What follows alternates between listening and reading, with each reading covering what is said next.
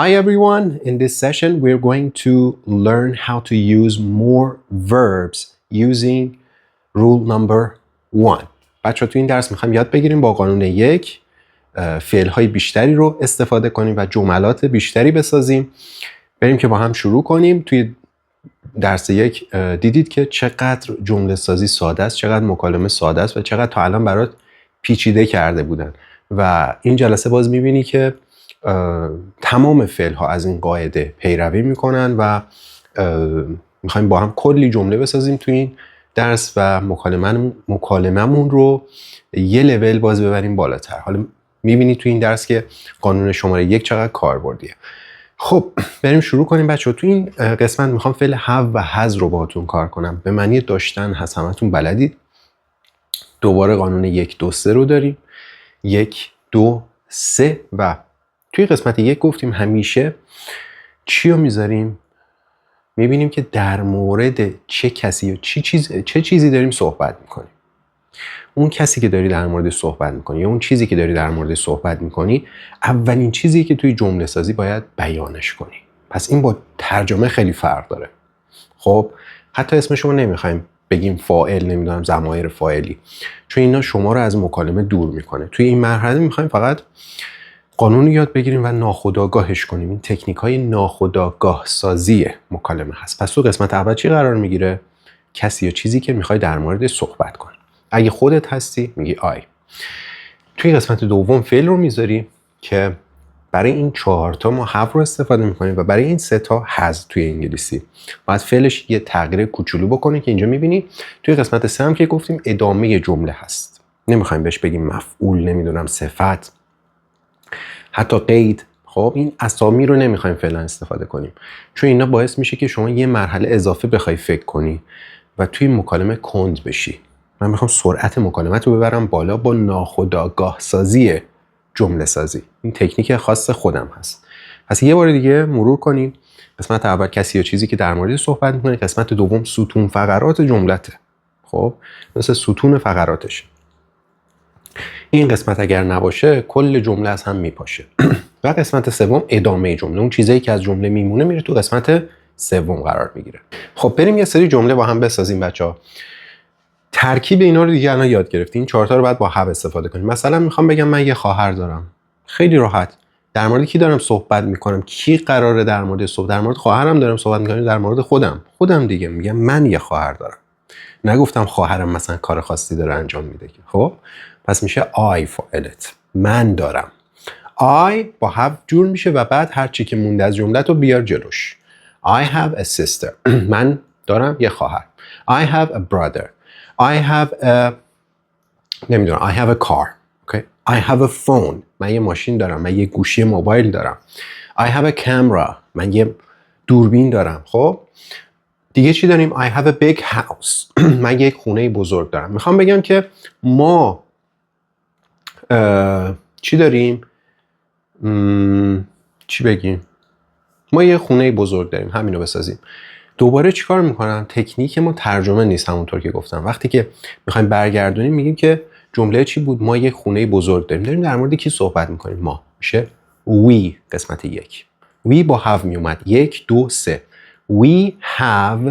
خب خونه بزرگ چی میشه؟ we have a big house. خب اینجوری جمله ساخته میشه. و have میتونه معنی خوردنم بده. خب مثلا میخوایم بگیم که من شام میخورم. میشه I have dinner. من شام میخورم. دیگه چی بسازیم؟ میخوام بگم که از he و she و it استفاده کنیم. میخوام بگم که اون پسره یه خواهر داره. اینو چجوری بسازم؟ چون در مورد اون دارم صحبت میکنم. شماره 1 هم میشه he. Number 1 he با has جور میشه he has. و چی موند از جمله برادر؟ He has a brother. 1 2 3. 1 2 3. 1 2 3. دستتون رو بچه‌ها اینجوری بیارید بالا موقعی که میخوای جمله بسازی تا کم کم این برات ناخودآگاه بشه. قرار نیست تا ابد این کارو بکنی ولی تو این مرحله که الان هستی لازمه که اینو برای خودت جا بندازی. 1 2 3. He has a sister. He has a brother. He has a car. He has a watch. یه ساعت مچی داره. خب دیگه چی میخوایم بگیم؟ میخوایم بگیم اون دختره 2 تا گربه داره. اون دختره میشه she has 2 تا گربه. چی میشه به انگلیسی؟ اشکال نداره یه مقدار مکس کنی اینجا، خب کم کم برات جا میفته. she has 2 cats. she has 2 cats. 2 تا گربه داره. حالا بگو اون پسر 2 تا سگ داره. ببین جمله رو چجوری عوض میکنم. اینه جمله سازی. اون پسره میشه he، جمله فعلش میشه has. he has 2 تا سگ میشه 2 dogs. he has 2 dogs. حالا شما بگید اون پسره 2 تا ماشین داره. number 1 number 2 number 3. 1 2 3 1 2 3 تا پیچیده ترین جملات انگلیسی بچه با همین 1 2 3 ساخته میشه. تا درس آخر ما همین 1 2 3 رو به بچه ها درس میدیم. پس چی بود جمله؟ اون پسر 2 تا ماشین داره. he has 2 cars. اوکی. حالا بگید 2 تا ماشین گرون قیمت داره. خب he has 2 expensive cars. با صفت‌ها ترتیبش اینا بچه‌ها کار میکنیم توی دوره خیلی مفصل اینها و توی بخش‌های جداگانه من باهاتون کار کردم. یهو فکر نکنید اینجا ما پریدیم رفتیم جلو و یه چیزی رو فراموش کردیم. اینجا من میخوام همونطور که بهتون گفتم یه چیز فشرده بهتون نشون بدم. وارد جزئیات نمیتونم بشم. وگرنه اینکه صفت قبل از اسم میاد، نمیدونم این چیه اینجا، اینا همه توی دوره خیلی مفصل‌تر بررسی شده. شاید خیلیاتون بلد باشید، اگرم بلد نباشید توی دوره کامل اینا رو آموزش می‌بینید. اصلا نگران نباشید، من از هیچ چیزی نمیگذرم و اصلا روش من اینجوری نیست که یهو بگم که خب اینا رو که بچه‌ها بلدن، اصلا اینجوری دوست ندارم کار کنم. و اینم از این نکته. پس اینا توی دوره خیلی مفصل‌تر بررسی شده. حالا می‌خوایم بگیم اون خونه چی داره؟ 2 تا اتاق خواب داره. اتاق خواب میشه bedroom. خب میگم it، چون دارم به خونه اشاره میکنم از it استفاده میکنم. میگم it has 2 bedrooms. اون خونه 2 تا اتاق خواب داره. ببین چه جمله های شاید قبلا برات عجیب غریب بود اینا رو چجوری بسازم به انگلیسی، ولی میبینی که خیلی راحت به انگلیسی ساخته میشه و پیچیدگیش اینجا بود که شما جمله سازی بلد نبودید. حالا که یاد گرفتید میتونید اینا رو به راحتی بسازید. قبلا هی فکر می‌کردید اینا رو کلمه به کلمه چجوری ترجمه کنم. الان میگی در مورد چی دارم صحبت می‌کنم؟ اون خونه میشه it و میدونم فعلش hasه. نصف جمله ساخته شد. it has، هر چی مونده بذار جلوش. 2 bedrooms. 2 تا اتاق خواب داره. حالا مثلا میخوام بگم که اون دختره یه خونه بزرگ داره. دوباره میگم 1 2 3 1 2 3 1 2 3. معلمم بهم گفته که هر جمله‌ای با همین ساخته میشه. پس من کار ندارم، ذهنمو آشفته نمی‌کنم، به هم نمیریزم. میگم 1 2 3. این بعد تو این قالب بشینه هر جمله‌ای که هست. اون دختره یه خونه‌ای بزرگ داره. شماره 1 در مورد کی دارم صحبت می‌کنم؟ شی. پس شماره 1 هم چراغ اول رو روشن کردم. شی قرار بود که با has بیاد. او دارد. she has. 1 2 1 2 3 میشه چی؟ ادامه جمله هر چی که مونده. اون دختره یه خونه بزرگ داره. she has a big house. و همین راحتی. خب یه سری جمله اینجا ساختیم. جمله‌های دیگه هم خودت میتونی اینجا بسازی. بریم اسلاید بعدی. خب میخوام بگم من یک ماشین دارم. دوباره کار ندارم من به انگلیسی چی میشه، یک چی میشه. ترجمه نمی‌کنیم کلمه به کلمه. روش ترجمه یه روش منسوخ شده است توی دنیا. فقط تو ایران با این روش داره تدریس میشه. ما تو این روش چیکار می‌کنیم بچه‌ها؟ برمیگردونیم جمله ها رو از فارسی به انگلیسی. برگرداندن انجام میدیم، نه ترجمه کلمه به کلمه. من یک ماشین دارم در مورد کیه؟ شماره 1 هم میشه I. تمام شد و رفت. داریم در مورد داشتن صحبت میکنیم. پس فعلم have یا has. I با have میاد دیگه. I have. در چی موند از این جمله؟ من یک ماشین دارم، ماشینمون دیگه. I have a car. تمام شد. ترجمه نکردم. برگردونم به انگلیسی. من یک ساعت دارم. I have a watch. 1 2 3 1 2 3 تا آخر همینه. اون دختره یه سگ داره. اون دختره میشه چی؟ بگید. She با چی می اومد؟ has چی؟ یه سگ. A dog. She has a dog. اون پسر یه کتاب داره. بگید. Number 1 he. Number 2 has چی موند از جمله؟ A book. He has a book. آنها تبلت لپتاپ دارن. اونها بچه ها بگید چی میشه؟ شماره 1 they با چی می اومد؟ have a laptop. They have a laptop. 1 2 3 1 2 3. آنها شام میخورن. آنها میشه چی؟ داریم در مورد کی صحبت میکنیم، ترجمه نمیکنیم. They با چی میاد؟ have. They have و dinner تمام شد. They have dinner. اونها شام میخورن. ما شغل داریم. ما در مورد کی داریم صحبت میکنیم؟ در مورد خودمون. We have a job. We have a job. ما یه شغل داریم. ما پول داریم. We have money. تمام شد. ما غذا داریم. شما اینو بگید بچه‌ها. 1 2 3. ما در مورد کی داریم صحبت میکنیم؟ میگه ما غذا داریم، در مورد خودمون داریم صحبت میکنیم. پس شماره 1 ما میشه we. با چه فعلی میاد؟ have. غذا چی میشه؟ food. تمام شد. چیزی که از جمله مونده رو میذاریم، ترجمه نمیکنیم. یه بار دیگه ما غذا داریم، در مورد ما هست. پس میشه we. فعلش have، داشتن دیگه.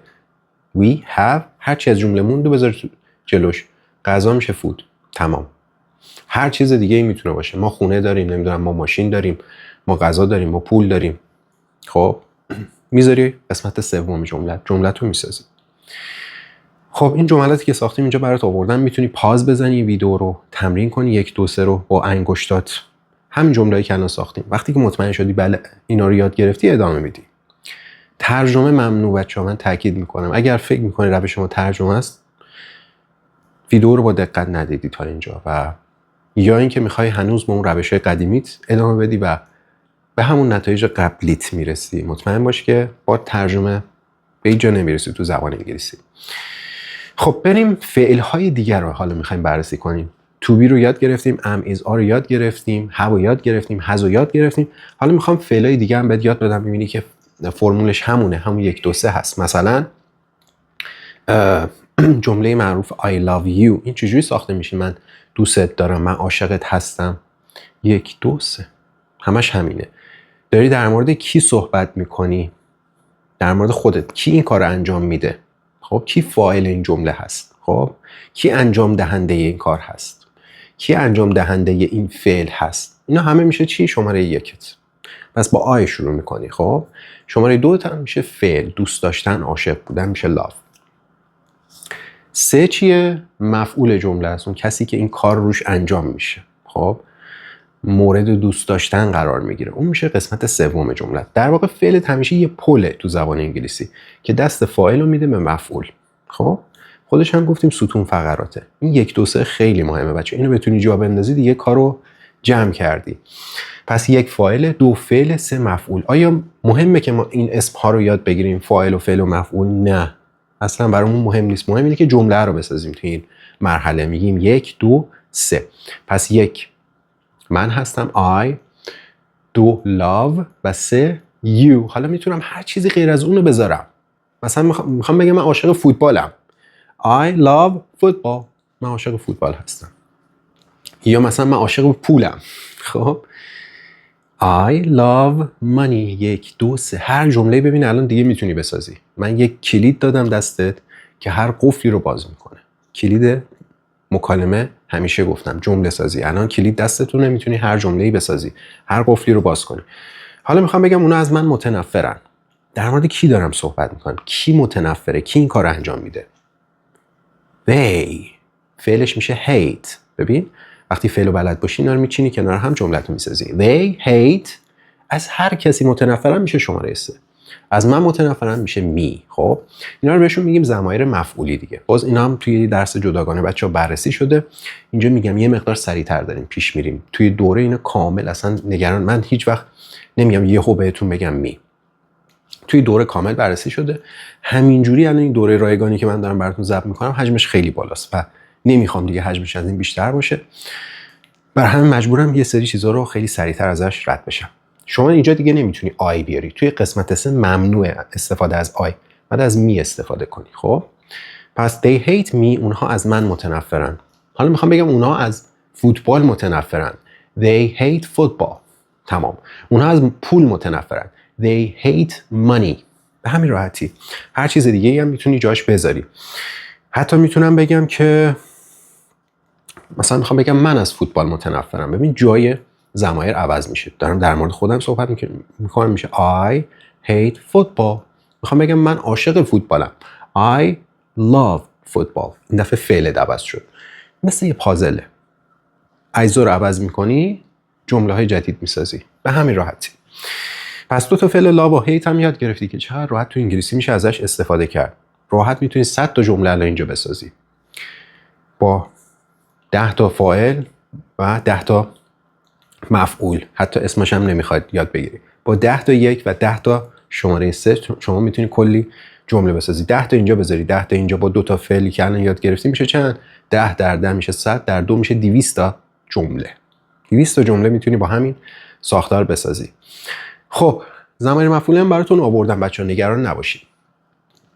قانون اول رو ببین دوباره باز بهش برگشتیم. بازگشت همه به سمت قانون اوله. جمله خبری 3 تا قسمت داره. تا الان هم همین بوده. تا درس آخر هم همینه. تا پیشرفته ترین پیچیده ترین گرامر زبان انگلیسی هم همینه. جمله خبری 3 قسمت داره. میخواد منفی باشه، میخواد مثبت باشه، فرقی نداره. 3 قسمت داره جمله خبری توی انگلیسی. خب 1 2 3. بچه‌ها اینا رو بهشون میگفتیم ضمایر فاعلی. خب I, you, we, they, he, she, it.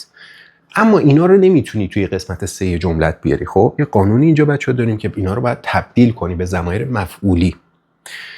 یعنی به جای I اگر میخوای بیاریش توی قسمت 3 بگی مثلا اونها عاشق من هستن، خب یا منو دوست دارن، اینجا دیگه باید می رو بیاری. می یعنی منو یا به من. خب you همون تکرار میشه، تغییر نمیکنه. we میشه us، they میشه them، he میشه him، she her و it میشه it. همونه، تکرار میشه، بعضیاشون همونه. حالا اینا یعنی چی؟ الان یاد میگیریم، هیچ چیز پیچیده‌ای بچه‌ها نداره. میخوام بگم من عاشق تو هستم. اینو چجوری بگم؟ نه همتون بلدید دیگه. میگم I love you. در واقع ما I رو از اینجا برداشتیم، love رو از اینجا برداشتیم و you رو از اینجا برداشتیم. خب حالا میخوام بگم تو عاشق من هستی. 1 2 3 داریم در مورد تو صحبت میکنیم. پس میشه you. فعلم چیه؟ love. عاشق کی هست؟ عاشق من. اینجا دیگه نمیگم I، میگم me. شماره 3 باید می باشه. You love me. تو عاشق من هستی. حالا میخوام بگم که ما عاشق اونها هستیم. اینو چجوری بسازم؟ باز میگم که من ذهنمو آشفته نمی‌کنم، چون معلمم بهم گفته که تمام جملات خبری تو انگلیسی 3 تا قسمت داره. پس دستمو باز میکنم، میگم اینم باید با 1 2 3 ساخته بشه. فقط کافی این 3 تا رو بچینم توی جمله. کار ندارم جمله فارسیش چیه، کار ندارم اصلا فاعل و مفعول تو انگلیسی چیه. این 3 تا رو بذارم سر جاش، جمله‌مو ساختم. خب اونها عاشق ما هستن. جمله این بود دیگه. خب شماره 1 چی میشه؟ they. اونا دارن این کارو انجام میدن. داریم در مورد اونا صحبت میکنیم. پس میشه they شماره 1. عاشق بودن بود love. They love. خب عاشق کی هستن؟ عاشق ما هستن. They love. اینجا دیگه باید چی رو بیاری؟ از این ستون سوم انتخاب کنی. میشه they love us. دیگه we رو نمیتونی اینجا بیاری. بعد us رو بیاری. خب چون قانونش اینه دیگه. توی ستون 3 تو شماره 3 جملت نمیتونی از اینا استفاده کنی. حتما باید از اینا استفاده کنی. پس اون عاشق ما هستن میشه they love us. به همین راحتی. خب میخوام بگم که از اینا میخوام استفاده کنم. فقط یه قانون اینجا داریم بچه‌ها که وقتی از he she it داری استفاده میکنی به فعلت باید یه دونه اس بدی. در واقع این 3 تا عاشق اس هستن. اس دوست دارن. خب برای اینا لازم نداری به فعلت هیچ چیزی اضافه کنی، هیچ تغییری توی فعلت بدی. ولی هر وقت از هی، شی یا ایت استفاده میکنی یه اس به فعلت بچسبون. اینم قاعدشه. خب مثلا میخوام بگم که اون پسر عاشق فوتباله، میگم در مورد کی داریم صحبت میکنیم بچه‌ها؟ He loves، یه اس اضافه میشه، He loves football. تمام شد. اون پسر عاشق فوتباله. به همین راحتی جمله ساختم. میخوام بگم اون پسر عاشق پوله. He loves money. He loves money. قرار بود شماره 1 کسی باشه که در موردش صحبت میکنیم.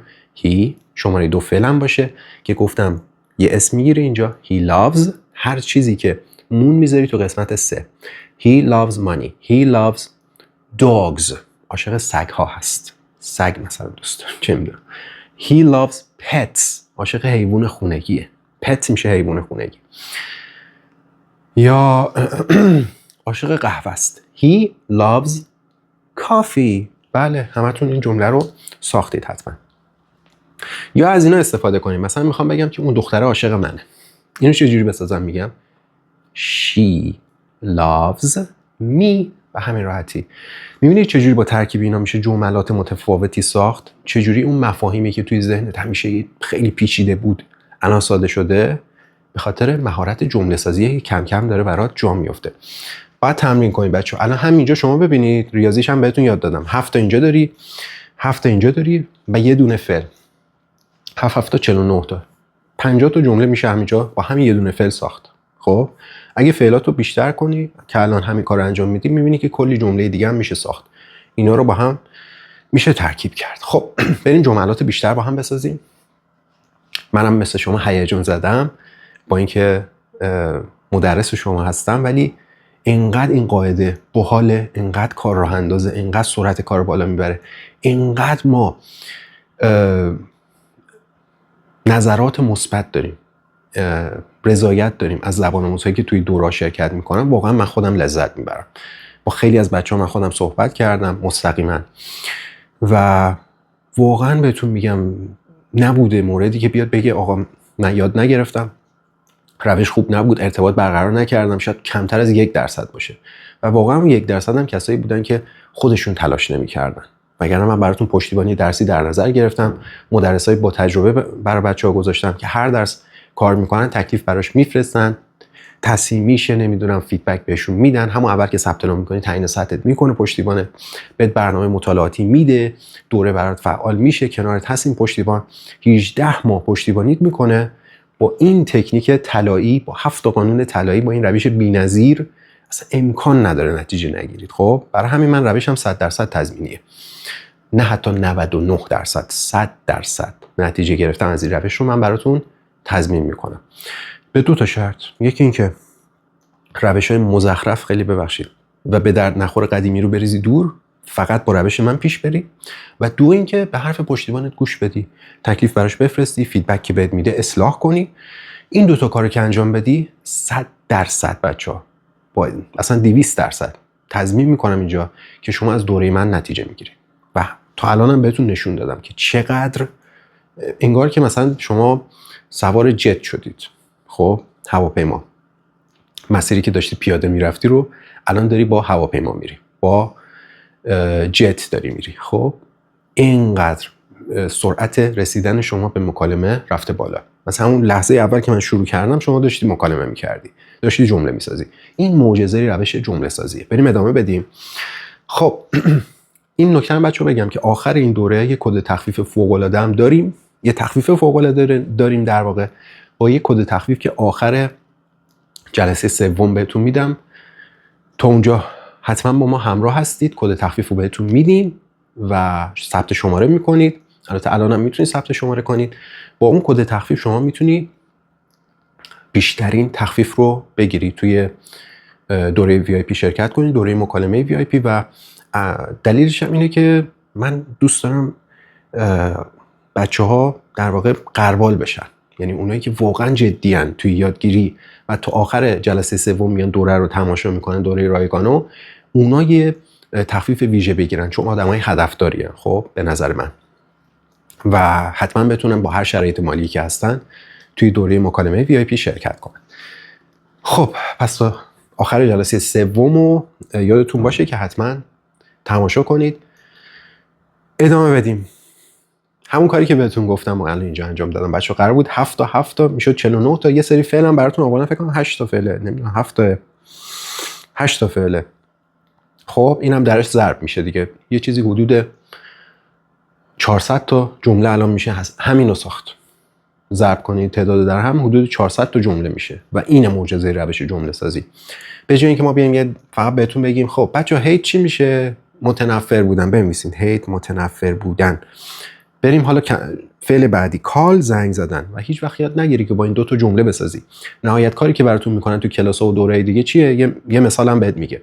خب I called my mother. نوشتیم بچه‌ها من به مادرم زنگ زدم. خب چه فایده؟ هیچ فایده ای نداره. هیچ چی یاد نگرفتی تو اگه این کارو تا الان کردی. چیزی رو ما اسمشو میذاریم یادگیری که تو بتونی بلافاصله ازش استفاده کنی، بلافاصله بتونی با فعل کال جمله بسازی و صحبت کنی. اینو من میخوام تو این دوره بهش برسید. خب بریم کار کنیم. لاو که عاشق بودن، لایک دوست داشتن، بچه یه لول پایین تره دیگه. لایک یه چیزی رو دوست داری ولی لاو عاشقشی. دیوانه‌وار یه چیزی رو دوست داری. هیت متنفر بودن، کال زنگ زدن، تماس تلفنی گرفتن، تیچ آموزش دادن، تراست اعتماد کردن، تل گفتن و هلپ کمک کردن. اگر بلد نبودی اینا رو الان یاد گرفتی. حالا چجوری جمله بسازم؟ 1 2 3 دیگه بچه‌ها یاد گرفتن. یه قانون بیشتر نداریم تو جملات خبری. 1 2 3. میخوام بگم که چی بسازیم؟ میخوام بگم این جملات که خیلی ساده است. میخواستم از اینا مثال بزنم. دیدم اکثرشو کار کردیم و بلدید. میخوام بگم که اون دختره به من زنگ میزنه. اینو چجوری بگیم به انگلیسی؟ اون دختره میشه she و فعلش هم الان یاد گرفتیم. she call. یه چیزی بچه اینجا کمه. گفتم برای he she بعد یه s اضافه کنیم. she calls. به من میشد me. she calls me. پس یک شد کسی که در مورد صحبت میکنه she. دو فعلته، کاری که انجام میشه call که اینجا باید s بگیره. she calls. و 3 ادامه جمله. چی موند از جمله؟ به من. she calls me. میخوام بگم به اون پسر زنگ میزنه. she calls him. اینجا باید him رو استفاده کنم. میخوام بگم اون دختره به اون دختره زنگ میزنه. she calls her. به اون دختره زنگ میزنه. میبینید که از ستون سوم دارم انتخاب میکنم. میخوام شما به این مهارت برسید. با تمرین خیلی سریع بهش میرسید. چی بگیم؟ میخوام بگم اونها به من کمک میکنن. چجوری بگم به انگلیسی بچه‌ها؟ داریم در مورد اونها صحبت میکنیم. میشه they کمک کردن help. اینجا دیگه اس نمیدی. they help به من me. they help me. 1 2 3. اونها به من آموزش میدن. they teach me. درسته؟ 1 2 3. چی بگیم دیگه؟ من به تو آموزش میدم. الان من دارم این کار انجام میدم دیگه. I teach you. I teach you. این هم جمله بعدی. دیگه چی بگیم؟ میخوام بگم من بهت اعتماد دارم. فعلش میشه trust. I trust you. من به تو اعتماد دارم. چی بگیم؟ اون پسره به من اعتماد داره. He trusts me. اسو یادم نمیره. He trusts me. به همین راحتی. اون دختره به ما اعتماد داره. در مورد اون دختره دارم صحبت میکنم. She trusts. چون شیه بعد اس بگیره. She trusts. به ما چی میشد بچه؟ us. She trusts us. اون دختره به اونها اعتماد داره. She trusts them. اون دختره به اون پسره اعتماد داره. She trusts him. ببین چجوری جاها رو عوض میکنم. و گفتم 400 تا جمله همینجا شما میتونی بسازی. دیگه چی بسازیم؟ بگیم که مثلا اون دختره به من میگه. خب گفتن چی میشه؟ میشه tell. فعلش اینجا داریم. she بگید بچه. اون دختره به من میگه. فاعلتون کسی که کار انجام میده، کسی که داریم در مورد صحبت میکنیم میشه she. قسمت دومت فعلت هست. she tells me. she tells me. اون دختره به من میگه. یکی دیگه هم بسازیم و رد بشیم بچه‌ها. تو به من زنگ میزنی. در مورد کی داریم صحبت میکنیم؟ در مورد من داریم صحبت میکنیم، در مورد تو داریم صحبت میکنیم یا در مورد او داریم صحبت میکنیم؟ جمله چیه؟ تو به من زنگ میزنی. پس با تو شروع میکنم. You call. دیگه اس نمیگیره. You call me. به همین راحتی. 1 2 3. خب بریم بچه‌ها جلوتر. چند تا جمله دیگه هم اینجا براتون گذاشتم. I tell him. من به اون پسره میگم. We call them. ما به اونها زنگ میزنیم. اونا به ما زنگ میزنن. میشه چی؟ They call us. به همین راحتی. خب بریم اسلاید بعدی. کلی تمرین داریم بچه توی دوره. جوری نیست که مثلا 4 تا مثال براتون بزنم و سر و تهش رو هم بیاریم مثل خیلی از روش‌هایی که تا الان دیدید و نتیجه براتون نداشته. کلید اصلا یادگیری بچه تمرین زیاده و تو این دوره کلی ما تمرین داریم. حین درس همینجور که دیدید کلی تمرین داریم توی دوره. پایان هر درس تمرین داریم. تمرینات دوره‌ای باز داریم و اینا باعث میشه که اگر نخواهی هم باز یاد بگیری. یعنی مجبورت میکنیم که تمرین کنیم. مثل این تمرینات. من عاشق تو هستم. اون دیگه الان همتون یاد گرفتید. کلمه بکنم اصلا عاشق کار ندارم، تو رو کار هستم، اصلا با هیچ چی کار ندارم اینجا. 1 2 3 روش‌های غلطو بچه‌ها بریزید دور. 1 2 3 من عاشق تو هستم. I دوست داشتن love تمام. I love هر کسی که هست بذارش اینجا. I love you. I love football. I love him من عاشق اون پسر هستم. I love her من عاشق اون دختره هستم. من عاشق آنها هستم. I love them همینجوری عوض میشه. خب پس شد I love you. پژمان عاشق تو هست. در مورد کی داریم صحبت میکنیم؟ پژمان دیگه. شماره 1 میشه پژمان. پژمان یه اسم میگیره بچه‌ها چون همون هیه دیگه در واقع. سوم شخص مفرده. He loves حالا هر چیزی که دوست داره. میخواد فوتبال باشه، میخواد پول باشه، میخواد قهوه باشه. پژمان loves coffee. پژمان loves money. پژمان loves you. پژمان loves you. خواهرم از تو متنفره. در مورد کی داریم صحبت میکنیم؟ خواهرم. خواهرم چی میشه؟ بگید my sister.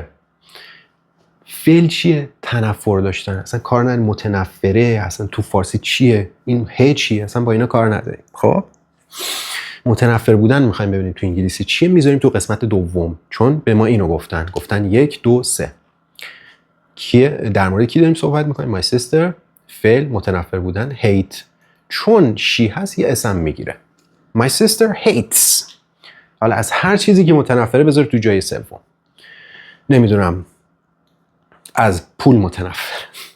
my sister hates money. خب my sister hates نمیدونم cats از گربه ها متنفره. my sister hates dogs. اینجا چی بود؟ از تو متنفره. my sister hates بگید you. تمام شد. ما به اونها زنگ میزنیم. در مورد بگید we. زنگ زدن چی بود؟ call. تمام. حالا به کی زنگ میزنی؟ they. اینجا دیگه بعد بذاری them. خب دیگه اینو بهتون گفتیم نمیتونیم بگیم we call they. میگیم we call them توی قسمت سوم. پرنیان به من درس میده. کی این کار انجام میده؟ من یا پرنیان دیگه. خب تو فارسی هم با پرنیان شروع کردیم. میشه فاعل جملت، میشه شماره 1، میشه پرنیان. خب پرنیان کیه؟ شیه دیگه در واقع. پس فعل بعد یه اسم بگیره. فعل چیه؟ درس دادن. بچه‌ها چی بود؟ teach. خب پس میشه پرنیان teaches. خب وقتی ch داری چه داری اس is خونده میشه. نمیگم teaches. بعضی بچه‌ها اینجوری میگن. خیلی سخته دی. خود انگلیسی زبان هم براشون سخته. پس میخونن teaches. به همین راحتی. پرنیان teaches. حالا به کی درس میده؟ بذار اونجا. teaches me. به من درس میده. teaches you. به تو درس میده. teaches them. به اونا درس میده. teaches us. پرنیان teaches us. به ما درس میده. دیگه چی بگیم؟ پرنیان teaches پژمان. به پژمان درس میده. خالم به او اعتماد داره. در مورد کی داریم صحبت میکنیم؟ خالم دیگه. گفتم نسبت‌های خانوادگی توی درس کامل بررسی شده. حالا اینجا یه اشاره کردیم قبلا بهتون گفتم خاله میشه aunt. خاله ام my aunt. فعلش چیه؟ اعتماد داشتن. trust اسم میگیره. trusts my aunt trusts. به کی بود بچه؟ او. خب او چیه؟ دختره. خب my aunt trusts her. گفتیم توی قسمت سوم دیگه نمیتونی شی بیاری دیگه. her بعد بیاری. خواهرم به دختر خاله اش زنگ میزنه. قبل از این دوره اگه اینو بهتون میگفتیم مطمئنم خیلیاتون فکر میکنن یه جمله خیلی پیچیده است. وای اینو چجوری بسازم؟ استرس میگرفتید 90%تون مطمئنم. چون من 15 سال حداقل کارم اینه. با زبان آموزای مختلف کار کردم و میدونم که این جمله در نگاه اول خیلی پیچیده است برای بچه‌ها. ولی با روش جمله سازی میبینید که آب خوردنه. خواهرم به دختر خالش زنگ میزنه. مثلا هر چی باشه جمله. 1 2 3 کی داره این کار انجام میده؟ خواهرم. با بقیه جمله اصلا کار ندارم. شماره 1 هم میشه خواهرم. خواهرم چی میشد؟ میشد my sister. تمام. چراغ اول رو روشن کردم. هول نمی کنم. دچار اضطراب نمیشم. میگم قسمت دوم فعل جمله است. کاری که داره انجام میشه اینجا چیه؟ مثلا کار ندارم بقیه اجزای جمله چیه. چه کاری اینجا انجام شده؟ خواهرم به دختر خاله‌اش زنگ میزنه. پس کار چیه؟ زنگ زدن، تماس گرفتن فعل جملمه و شماره 2 هست. فقط کافیه به انگلیسی اینو بلد باشم. My sister call. یه دونه اسم بهش میدم چون my sister چیه؟ شیه دیگه. یه نفره. سوم شخصه. گفتیم وقتی مفرد هست فاعله، یک نفر هست، یه اسم باید به فعلت بدی. اینا اس دوست دارن. پس my sister calls. ببین جمله پیچیده در نگاه اول چقدر راحت شد. حالا شاید من الان دارم بر توضیح میدم حس کنی که کلی طول میکشه این جمله رو بسازی، ولی کافیه یه مقدار تمرین کنی. کافیه بره تو ناخودآگاهت.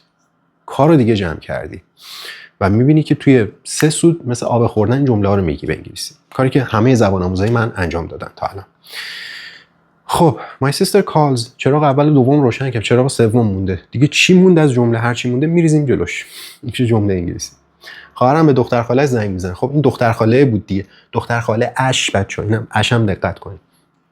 دختر خاله اون دختره چی میشه؟ میشه her. و دختر خاله میشه cousin. خب پس میشه her cousin. خب her cousin میاد جلوش. کالر کد هم براتون کردم دیگه بچه‌ها. خواهرم اومد اینجا به دختر خاله‌اش شد her cousin و فعلمون هم که اونجا براتون نوشتم.